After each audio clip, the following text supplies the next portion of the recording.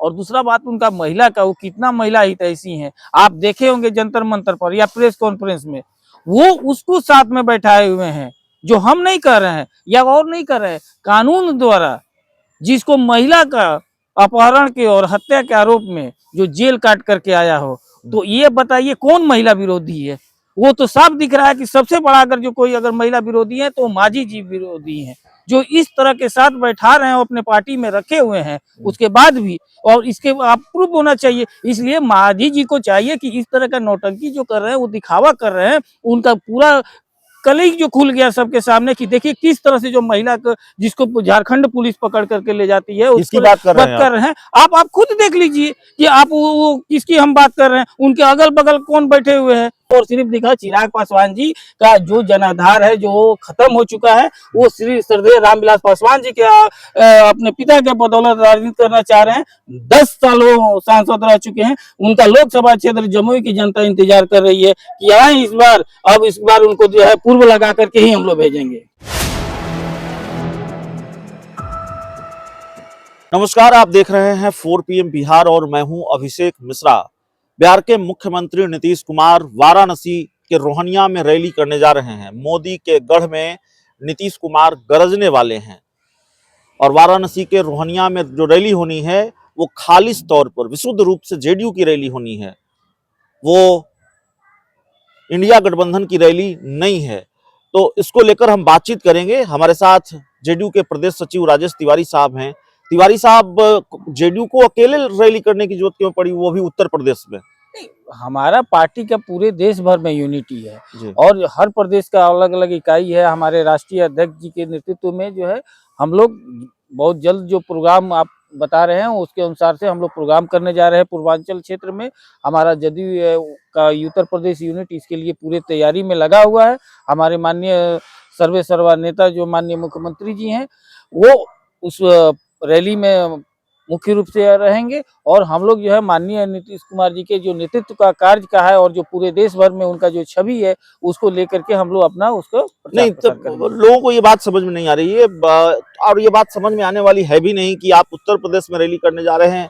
ये डील अखिलेश यादव के साथ ही चल रही है क्या? अखिलेश यादव के सपोर्ट से वो रैली होनी है, इंडिया गठबंधन की रैली नहीं है, जेडीयू की रैली है, उत्तर प्रदेश में रैली है, मोदी के गढ़ में रैली है।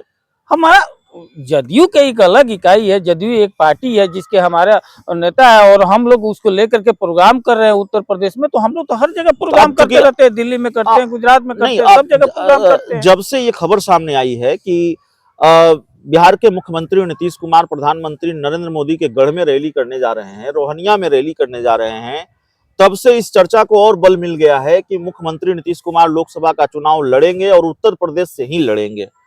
देखिए वो तो समय बताएगा, ठीक है, लेकिन हमारा संगठन का मजबूती के लिए आने वाले चुनाव के लेकर के हम लोग इसको मजबूती के साथ अपने कार्यकर्ताओं को, जो हमारे नेता का जो है पूरे देश भर में जो फॉलोवर हैं उनको लेकर के मांग था लंबे समय से। हम लोग झारखंड में भी प्रोग्राम करने जा रहे हैं, उत्तर प्रदेश में कर ही रहे हैं, बाकी जगह और सब कर रहे हैं। तो इस तरह से हम लोग जदयू को मजबूती के लिए अपना जगह जगह हम लोग प्रोग्राम कर रहे हैं। आप प्रोग्राम कर रहे हैं, आप रैली कर रहे हैं। जीतन राम मांझी दिल्ली में आपके खिलाफ धरना दे रहे हैं, विरोध जता रहे हैं, आपको दलित विरोधी बता रहे हैं, महिला विरोधी भी बताया जा रहा है आपको।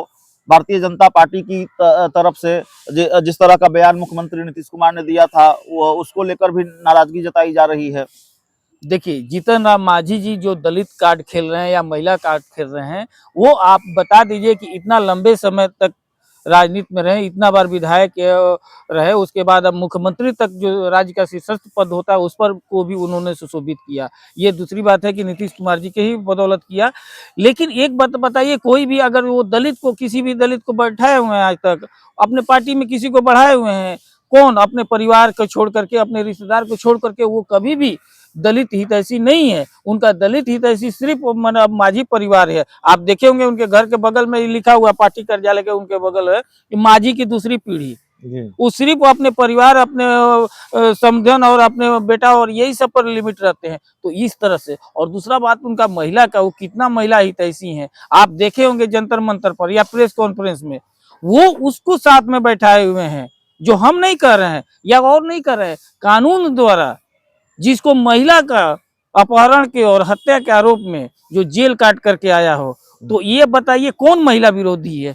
वो तो साफ दिख रहा है कि सबसे बड़ा अगर जो कोई अगर महिला विरोधी है तो वो मांझी जी विरोधी हैं, जो इस तरह के साथ बैठा रहे हैं, अपने पार्टी में रखे हुए हैं, उसके बाद भी। और इसके आप प्रूफ होना चाहिए। इसलिए मांझी जी को चाहिए कि इस तरह का नौटंकी जो कर रहे हैं, वो दिखावा कर रहे हैं, उनका पूरा कलई जो खुल गया सबके सामने कि देखिए किस तरह से जो महिला को, जिसको झारखंड पुलिस पकड़ करके ले जाती है, किसकी बात कर रहे हैं कर रहे हैं। आप खुद देख लीजिए कि आप वो किसकी हम बात कर रहे हैं, उनके अगल बगल कौन बैठे हुए हैं। इससे भी बड़ा कोई और महिला विरोधी होगा जो एक बलात्कारी को साथ में बैठा आप करके उनकी पार्टी के पूर्व प्रवक्ता दानिश रिजवान का नाम लेने से क्यों हिचक रहे नहीं, हैं? हम हिचक नहीं रहे हैं, क्योंकि वो जनता देख रही है कि देखिए किस तरह से ये महिला के बात कर रहे हैं। महिला को लेकर के बिहार छोड़ दीजिए, दिल्ली के जंतर मंतर पर जाकर के धरना दे रहे हैं, और उस आदमी को बैठाए हुए हैं जो हाल में अभी जेल से छूट करके आया है, महिला के विरोध में, बलात्कार के आरोप में और महिला के हत्या के साजिश के आरोप में वो कोर्ट उसको दिया है ना। और उसके बाद आप इस तरह का नौटंकी कर रहे हैं, तो इस तरह के नौटंकी बिहार ही नहीं पूरा देश की जनता देख रही है। ये नौटंकी आप बीजेपी के खुश करने के लिए हैं, लेकिन बिहार की जनता जान रही है आपको ये देख करके कि आप कितना बड़ा जो है नौटंकीबाज हो गए, क्योंकि आपका नौटंकीबाज वाला पार्टी के साथ गठबंधन करके आप वही स्थिति में पहुंच गए हैं। आप वाराणसी में रैली करने जा रहे हैं, रोहनिया में जेडीयू रैली करने जा रही है, नीतीश कुमार रैली करने जा रहे हैं। चिराग पासवान ने कहा है कि बिहार में तो कोई सुन नहीं रहा, वाराणसी चले हैं रैली करने के लिए। एकदम सही बात है, उनका तो सब कोई सुन रहा है।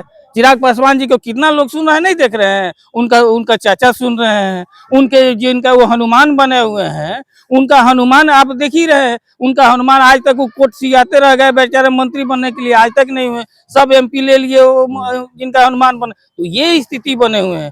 इनका जो हनुमान बने हुए थे वो भी चिराग पासवान जी का जो एक भी हनुमान थे, ये किसी और का हनुमान है, इनका भी हनुमान थे, उसको भी हनुमान को ले लिए मोदी जी अपने पार्टी में। तो ये स्थिति है। तो आज के डेट में इसी को कहिएगा कि ये सिर्फ और सिर्फ दिखा चिराग पासवान जी का जो जनाधार है, जो खत्म हो चुका है, वो श्री श्रद्धेय रामविलास पासवान जी के अपने पिता के बदौलत राजनीति करना चाह रहे हैं। 10 सालों सांसद रह चुके हैं। उनका लोकसभा क्षेत्र जमुई की जनता इंतजार कर रही है कि आए इस बार। अब इस बार उनको जो है पूर्व लगा करके ही हम लोग भेजेंगे। पूर्व लगा के भेजो तो बहुत आक्रामक है, बीजेपी के साथ हैं, डर नहीं लगता? बीजेपी के साथ हैं, मिल गए हैं भारतीय जनता पार्टी के साथ, नुकसान हो जाएगा? वो कुछ नहीं है, वो इसमें कौन सी बड़ी बात है? अरे हम लोग नीतीशवादी हैं, हम लोग डरने वाले हैं? हम लोग तो पूरा देश भर में जहाँ बीजेपी पूरा तोड़ दे रही है, जिस राज्य सरकार को गिरा दे रही है, एमपी खरीद रही है, और बिहार एक ऐसा राज्य है, एक ऐसे मुख्यमंत्री नीतीश कुमार है जो कान पकड़ करके बीजेपी को सत्ता से बाहर कर दिए। चलिए, हमारे साथ जेडीयू के प्रदेश सचिव राजेश तिवारी साहब थे। इस पूरी रिपोर्ट में, इस पूरी खबर में इतना ही। बहुत बहुत धन्यवाद।